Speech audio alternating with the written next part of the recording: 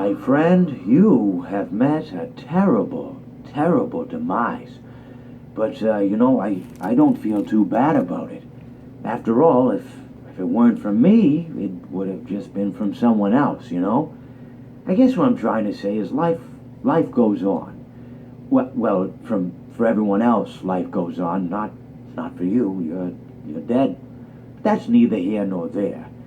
It reminds me of one summer day in the park. I was having just a delightful picnic with my good friend Orville. And I said to him, Orville, I have a story. And he said to me, what's the significance of the story? And I said to him, Orville, not every story has to have significance, you know? Sometimes a story is just a story. If you try to read into every little thing and find meaning in everything anyone says, you'll just drive yourself crazy. I had a friend do it once. Wasn't pretty. We talked about it for years. And not only that, but you'll likely end up believing something you shouldn't believe, and thinking something you shouldn't think, or assuming something you shouldn't assume, you know? Sometimes, I said, a story is just a story. So just be quiet for 1 second of your life and eat your sandwich, okay? Of course, it was only then I realized I made sandwiches, and poor Orville was having such difficulty eating it. Elephants have those clumsy hands, you know? Actually, I suppose that's the problem. They don't have hands at all, do they? They're all feet. And I couldn't imagine someone asking me to eat a sandwich with my feet. Now, if I recall correctly, there was a bakery nearby.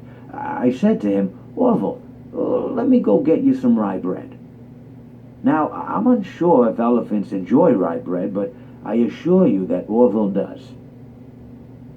Now, this was on a Tuesday, which was good because rye bread was always fresh on Tuesday.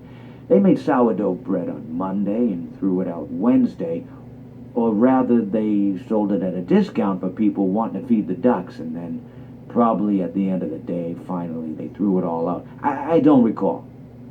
I do remember a man who would bring his son to the bakery every Wednesday and then go feed the ducks. He would buy all of the sourdough bread. Of course, you're not supposed to feed the ducks sourdough bread at all. It swells up in their stomach and then they all die. At least that's what I've heard.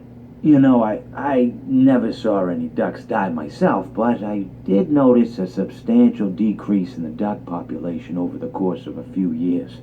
I just never thought to stop the man and tell him that he was killing the ducks by feeding them sourdough bread. And if you want my opinion on the matter, and I told Orville this as well, if you want to feed ducks, or birds, or any kind for that matter, it's best to buy seed. I mean, when you think about it, breads of any sort don't occur in nature. They don't grow on trees or spring up from the bushes. I don't think birds know what to do with bread. What was I saying? Oh, yes. So I bought Orville some rye bread. What a fine day it was.